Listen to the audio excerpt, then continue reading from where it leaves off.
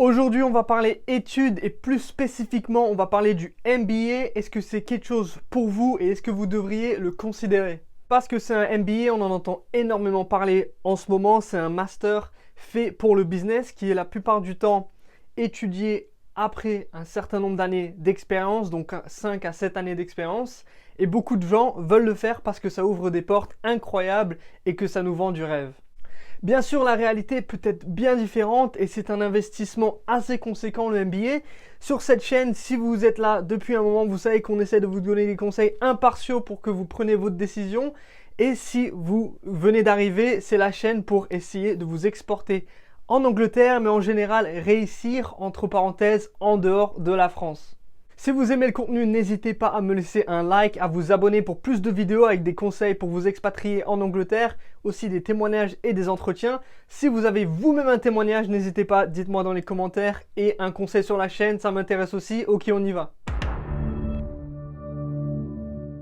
Donc premièrement, qu'est-ce que c'est qu'un MBA exactement? Eh bien, c'est un master qu'on fait après avoir fait ses études. Donc si vous êtes en France, vous avez peut-être déjà un Master 2. Vous voulez continuer à faire des études, à aller à votre prochain niveau. Vous vous dites, ok, je vais faire un MBA, ça va m'ouvrir des portes, etc., etc. C'est à ce moment-là que vous commencez à réfléchir, quel MBA et qu'est-ce que je vais faire.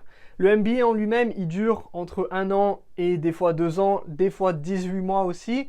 Et on va vous apprendre tout ce qui vous sert à gérer un business, à peut-être devenir PDG d'une boîte, etc., etc. et augmenter votre carrière. Maintenant, le problème, et avec beaucoup d'autres types de diplômes, c'est qu'il y a le MBA et le MBA. Donc, il y a les vrais MBA qui vont vraiment vous apporter beaucoup de valeur, qu'ils ont des preuves, voilà, les universités savent ce que leurs étudiants vont, qu'est-ce qu'ils font après, combien ils gagnent en plus, etc., etc. Mais il y a aussi les MBA qui sont MBA que de nom, qui ont été utilisés pour apporter le plus d'étudiants qui sont un peu un business eux-mêmes et qui utilisent le titre MBA à des fins marketing. Et en quelque sorte, il y a toujours ce problème pour certaines personnes qui veulent prendre leurs décisions d'un manque d'informations qui est assez incroyable parce qu'on est quand même en 2021, qu'on a Internet, qu'on a beaucoup de ressources, mais le fait que ce manque d'informations existe encore, c'est parce qu'il y a des intérêts qui veulent le garder. Évidemment, il y a les écoles de commerce et les business schools d'un côté qui veulent des étudiants qui ne savent pas vraiment ce qu'ils achètent en termes de diplôme. Et il y a aussi les personnes d'une certaine classe sociale qui veulent protéger voilà, ceux qu'ils ont déjà et qui gardent les informations que pour leurs enfants. Et donc les personnes qui sont un peu au milieu, ils ne savent vraiment pas trop où aller. Ils peuvent se faire en quelque sorte arnaqués par une école qui n'est pas vraiment accréditée, qui sert un petit peu à rien, et ils n'ont pas le support de leurs parents. Du coup, ils sont restés un peu là à prendre une décision d'eux-mêmes, et des fois, il y a un peu des problèmes par rapport à cette décision qui n'est pas la meilleure. Donc pour éviter ça, il y a beaucoup de questions qu'il faut vous poser. Déjà, un MBA, ça coûte assez cher, sachez-le. Si vous voulez faire un bon MBA, vous pouvez aller voir le ranking, donc le classement du Financial Times. Si vous faites un MBA dans les écoles qui sont assez bas, sachant que c'est déjà sur 100 écoles, peut-être que ça va vous servir à rien, mais il faut savoir que ces écoles-là, elles coûtent à peu près 50 000 € l'année, ou le MBA. Celle-là qui est très bien à Londres, c'est London Business Schools, qui est, je crois, deuxième, qui a une certaine valeur quand vous avez ce diplôme, mais qui coûte 65 000 livres juste pour le MBA de 18 mois. Donc oui, c'est très cher, mais il y a une différence entre c'est cher et je me fais arnaquer, et c'est cher et c'est un investissement qui vaut le coup, qui a du sens par rapport à ma carrière. Donc ça, c'est une chose. La deuxième chose, c'est que votre profil, il doit avoir un sens par rapport à ce MBA. C'est pas parce que vous arrivez à rentrer dans un MBA qu'il faut le faire. Déjà, la plupart du temps, si vous rentrez dans un MBA qui vaut le coup, donc le MBA par exemple London Business School, etc., peut-être que vous avez le profil, mais c'est aussi possible qu'ils veulent juste votre argent. Des fois, ils peuvent faire ça. Au final, c'est des business aussi. Et vous vous trouvez dans une situation où oui, vous avez un MBA, mais ça n'a pas trop de sens par rapport à votre profil à ce moment-là. Et je vais vous raconter une petite histoire. Ok, je vais vous parler de 3 types de personnes avec qui moi-même j'ai eu des discussions. Donc le premier type de personne, c'est un professionnel qui a un certain nombre d'années d'expérience, qui est sur une trajectoire qui est assez bonne. Ça fait 5 ans qu'il travaille, 7 ans qu'il travaille, et il va décider d'investir pour un MBA qui va être partiellement payé par son entreprise, à savoir que ça n'arrive pas toujours. Et du coup, il a un contrat avec son entreprise, il va rester un certain nombre d'années après le MBA, il y aura une certaine promotion, etc., etc. Juste parenthèse ici, c'est pas facile d'avoir un deal comme ça avec votre entreprise. Vous dites pas, ok, j'arrive dans l'entreprise, je veux qu'on me paye mon MBA. Voilà, l'entreprise n'a aucune raison de faire ça.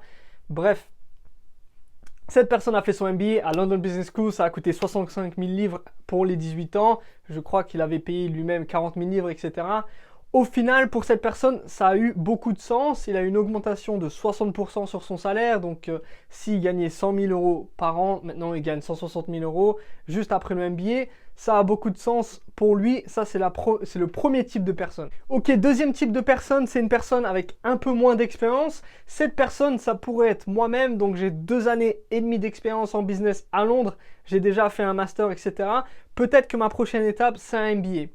Maintenant, la question, c'est, je n'ai pas assez d'expérience pour certains MBA, mais aussi peut-être que je serai pris. Mais est-ce que ça a du sens pour une personne comme moi?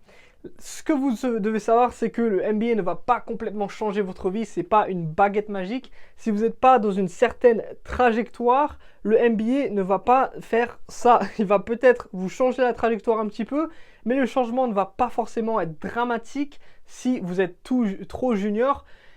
Au contraire, ça peut être un désavantage pour vous parce que ce qui va se passer, c'est que vous allez pas complètement changer votre vie avec ce MBA et au final, vous êtes dans une position où vous avez un MBA, mais vous n'êtes pas dans une très bonne position. Donc les personnes qui voient votre profil, ils vont se dire, ok, cette personne a un bon MBA, mais elle n'a pas un très bon travail. Donc peut-être qu'elle a eu son MBA, mais c'est pas une personne qui est très compétente. Voilà, elle avait juste un peu d'argent, elle a payé le MBA. Et au final, vous n'allez pas complètement changer votre vie. Donc c'est une décision qui est très stratégique par rapport à comment vous vous positionnez aujourd'hui. Quelle est votre prochaine étape après le MBA et est-ce que le MBA peut être un pilier pour vous emmener à cette prochaine étape? Mais ne vous dites pas, ok, je vais faire un MBA, ma vie va changer, je vais avoir des offres d'emploi tous les jours pour des travails ou des tafs qui sont incroyables. Non, ça va pas forcément être le cas, surtout si vous êtes assez junior. Ce qui a plus de sens pour vous, mon conseil perso, c'est d'essayer d'augmenter votre carrière, donc essayez d'augmenter sans le MBA, arriver à 5 ans d'expérience dans une assez bonne position, dans une bonne entreprise, et là, faire un MBA, ça a beaucoup plus de sens. Ok, troisième type de personne, et c'est le type de personne qui m'envoie le plus de messages sur Instagram. Vous voulez faire un MBA, mais vous avez à peine quitté l'école en France, vous avez fait une école de commerce, vous avez 1 an, 2 ans d'expérience, vous n'aimez pas trop votre travail, vous voulez partir à l'étranger. Vous vous dites, ok, je vais faire un MBA, ça va m'ouvrir des portes, peut-être des meilleures portes en France, mais surtout des portes à l'étranger. C'est pas forcément le cas. Et le problème dans ce cas de figure, c'est que une fois de plus, ces gens typiquement n'ont pas énormément d'argent, ils sont assez juniors, ils n'ont pas pu économiser des millions d'euros, donc peut-être qu'ils ont 10 000 euros ou 15 000 euros à dépenser dans un MBA, ou peut-être qu'ils ont un peu moins, et quand je dis 15 000 euros, c'est le MBA plus vivre toute une année. Mais malheureusement, dans ce cas de figure, beaucoup de personnes ils tombent sur un MBA qui ne vaut pas la peine, un MBA que de nom, un MBA qu'on a créé juste pour le vendre aux étudiants, qui n'a pas vraiment d'accréditation, qui n'a pas de connexion. À savoir que le MBA, pourquoi ils sont si chers? C'est parce que vous avez des connexions, vous rencontrez des autres personnes pendant le MBA, vous avez des workshops, vous allez avoir des contacts et peut-être vous allez avoir une offre d'emploi avant de partir du MBA.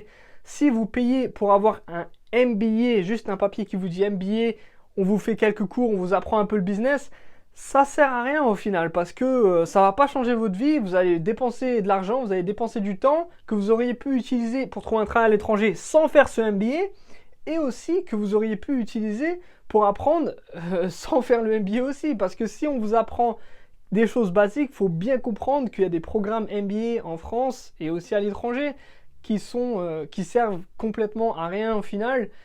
Beaucoup de la valeur du MBA, de toute manière, oui, c'est ce que vous apprenez, mais c'est aussi les personnes que vous rencontrez, ce que vous connaissez, comment est-ce que ça ouvre votre esprit, etc., etc. J'ai pas fait un MBA, donc je peux pas complètement vous dire, mais par rapport à beaucoup de conversations que j'ai eues, ce danger, il est réel, le danger d'aller dans une école qui n'est pas très reconnue, qui n'est pas accréditée, où les cours sont d'une qualité qu'on peut questionner. Ça, c'est vraiment un problème pour les jeunes étudiants qui cherchent une porte de sortie au final par rapport à leur situation, c'est pas forcément la porte que vous cherchez. Donc il faut bien que vous réfléchissez comment est-ce que vous allez vous vendre sur le marché du travail, vous vendre à l'étranger, comment est-ce que vous allez positionner ce MBA, quelle va être votre histoire, quelle va être votre narrative Pourquoi avez-vous fait ce MBA? Est-ce que vous pouvez créer ça dans une storyline? Ok, j'ai fait ça, j'ai fait le MBA pour cette raison. Est-ce que ça a du sens? Est-ce que c'est cohérent? Si c'est pas cohérent, si ça n'a pas trop de sens, les gens en dehors de vous, ils vont pas avoir du sens dans cette décision. Et comme dit, vous allez peut-être gaspiller votre temps, votre argent.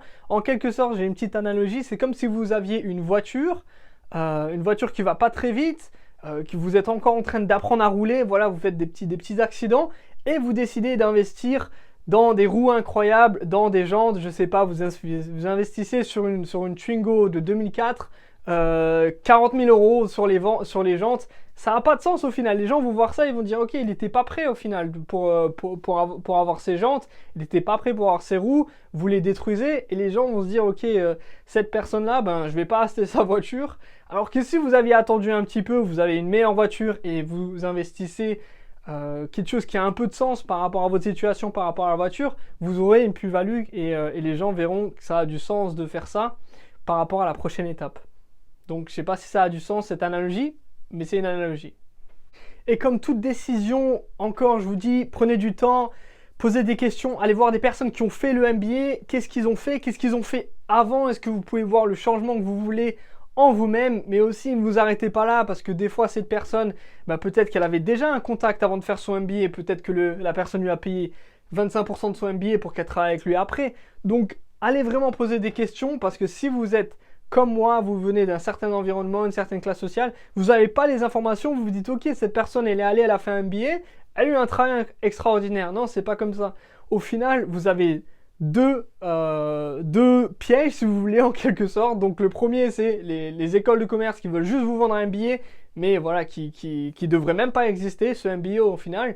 Et de l'autre côté, vous avez toute la hiérarchie sociale qui veut un peu garder ses secrets, pour pas que vous rentrez en fait dans leur clique et que voilà vous faites certaines choses que voilà ils préféraient que leurs enfants font. Donc vous avez ces problèmes un peu qui sont contre vous. Vous devez vraiment faire beaucoup de recherches, surtout si vous n'êtes pas riche, parce que c'est un peu the point of this channel, ouais. If you're not rich, qu'est-ce que vous allez faire? Vous allez devoir faire des investissements qui ont beaucoup de sens et ne pas gaspiller votre argent. Je vous dis, j'ai parlé avec des personnes qui ont gaspillé plusieurs dizaines de milliers d'euros pour avoir un travail qui n'avait aucun sens. Des personnes qui ont dépensé 50, 60, 80 000 euros en études. Des personnes qui ont dépensé plus de 100 000 euros en études, en plus de payer pour leur logement à Londres, qui n'ont pas eu le travail qu'ils voulaient à ce jour-là, même après leurs études. Ça a pris du temps parce que ça n'avait pas de sens ce qu'ils ont fait. Il faut vous poser énormément de questions, c'est des décisions réfléchies. Mais tout ça, ça ne veut pas dire que le MBA n'a pas de sens. Même moi, je regarde au MBA, c'est pour ça que j'ai un peu d'informations dessus. Si vous faites un bon MBA à Paris, il y a quelques écoles qui sont très bien, vous pouvez facilement partir à l'étranger après ça. Mais ça ne veut pas dire que vous devez le faire directement après votre master sans aucune expérience, juste avec 2-3 stages. On ne va pas tout de suite vous recruter par rapport à ça, ou alors ça va être très dur. Vous allez quand même devoir commencer junior. Le problème qu'on a au jour d'aujourd'hui, c'est qu'on oublie que l'expérience, ça a quand même une certaine valeur, c'est quand même reconnu. Surtout dans les pays comme l'Angleterre et les États-Unis, où il faut vraiment que vous ayez des preuves par rapport à ce que vous voulez faire. Dites-vous que si vous avez un MBA, ça veut dire que vous pouvez gérer le business et rapporter plus d'argent. Imaginez si au jour d'aujourd'hui, je vous dis ok, je vous donne un business de 100 000, de 100 millions d'euros, vous devez le gérer, vous n'avez peut-être pas l'expérience pour faire ça, il faut quand même passer par certaines étapes et le MBA qui reste assez théorique, il ne va pas forcément vous apporter tout ce qu'il vous faut pour être à ce niveau. Donc voilà, c'est un peu tout sur le MBA. Il y aura d'autres vidéos qui vous apportent des conseils assez génériques sur comment choisir vos études, qu'est-ce qui a du sens, qu'est-ce qui n'a pas de sens. En attendant, faites vos recherches, regardez sur LinkedIn les gens qui ont fait votre diplôme, qu'est-ce qu'ils font, qu'est-ce qu'ils ont fait avant, quelles sont les statistiques. Ayez le plus d'informations possible parce qu'au final, c'est un investissement de votre temps, de votre argent qui a aussi un coût parce que vous pourriez faire quelque chose d'autre, peut-être mieux en attendant. Donc, il faut vraiment faire attention. Si vous avez aimé le contenu, n'hésitez pas à me laisser un like. N'oubliez pas de vous abonner pour plus de vidéos et des playlists avec des séries sur comment prendre vos décisions et les pièges qu'on voit tous les jours. Surtout quand on me demande des conseils sur Instagram, c'est un peu toujours les mêmes pièges dans lesquels les gens tombent. Si vous avez des conseils ou alors des feedbacks ou des témoignages, n'hésitez pas à venir en commentaire. Vous pouvez aussi en parler sur la chaîne. Et si vous partagez cette vidéo, merci beaucoup. J'espère que ça vous apporte des informations, que ça vous aide. En tout cas, on se revoit la semaine prochaine pour une autre vidéo. See you!